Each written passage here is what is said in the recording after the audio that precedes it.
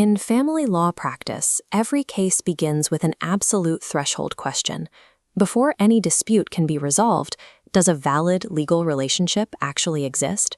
The court's power to intervene, whether granting financial remedies, distributing property, or ruling on inheritance, is entirely dependent on this initial formation. It is a stark, binary reality. If the formation of the marriage or civil partnership is flawed, the expected legal protections and financial frameworks completely dissolve. Because of this, all adult relationships fall into distinct legal silos, depending entirely on their formation status. Verifying the precise legal status of a relationship's formation is the non-negotiable first step before you can offer substantive legal advice or file a court application.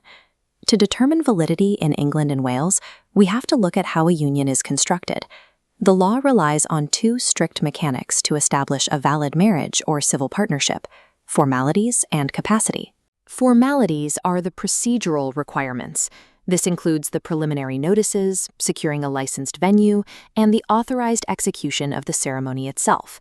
Capacity is different. It represents the inherent legal ability of the individuals to enter into the union in the first place.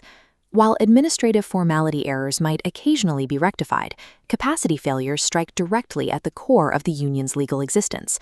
Section 11 of the Matrimonial Causes Act 1973 serves as the primary statutory authority governing these capacity failures. Capacity acts as an absolute barrier. Without it, the architectural integrity of the marriage collapses from its inception, rendering it legally void. Let's conduct a forensic examination of the capacity requirements mandated by the Matrimonial Causes Act 1973 and the Civil Partnership Act 2004. The first requirement is domicile. Under the dual domicile doctrine, each party must possess the capacity to marry in accordance with the law of their premarital domicile.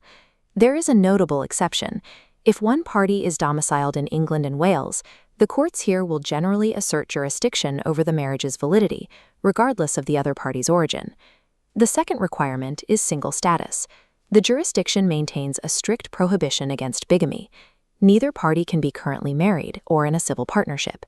Any previous union must be legally dissolved by absolute decree or by death. The third requirement concerns prohibited degrees of relationship. Consanguinity represents an absolute legal bar against marrying close blood relatives due to genetic considerations. Affinity imposes a restriction against marrying specific relations created by previous marriages, a rule designed to protect step relations from exploitation. The statute set hard limits on these degrees.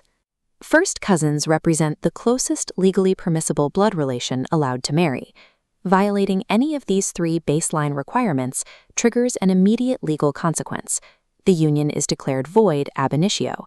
It never existed in the eyes of the law, which means it requires no formal court annulment to bring it to an end.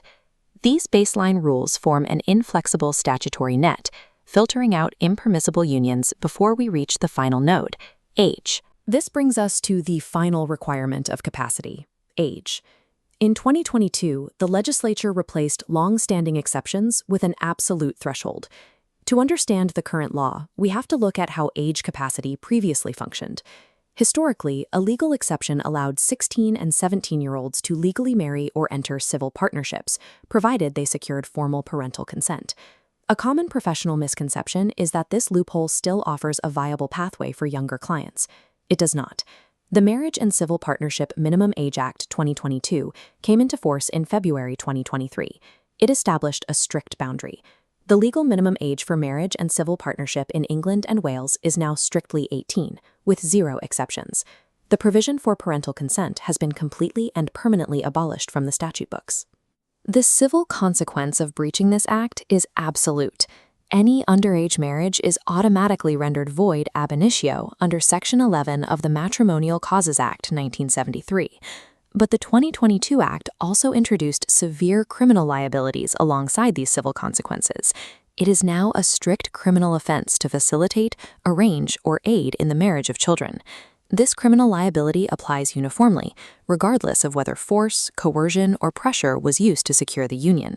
Practitioners, facilitators, and family members face up to 7 years in prison for violating this act.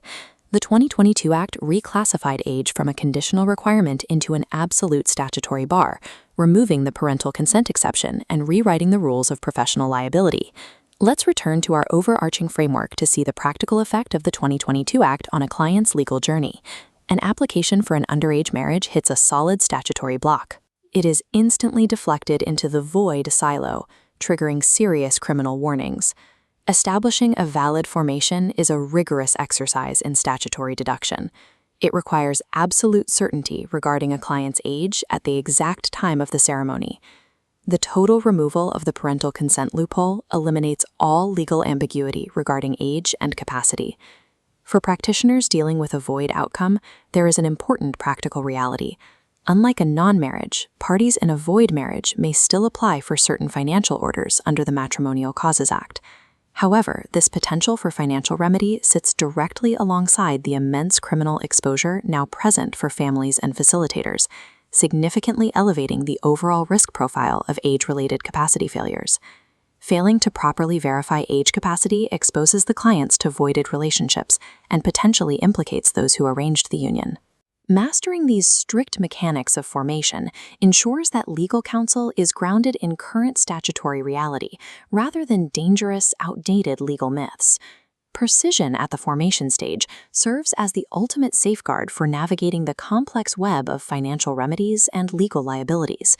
By treating capacity, and specifically the absolute age bar of 18, as the unbreakable foundation of family law, practitioners protect the integrity of the legal system and the fundamental rights of the vulnerable individuals it was designed to serve.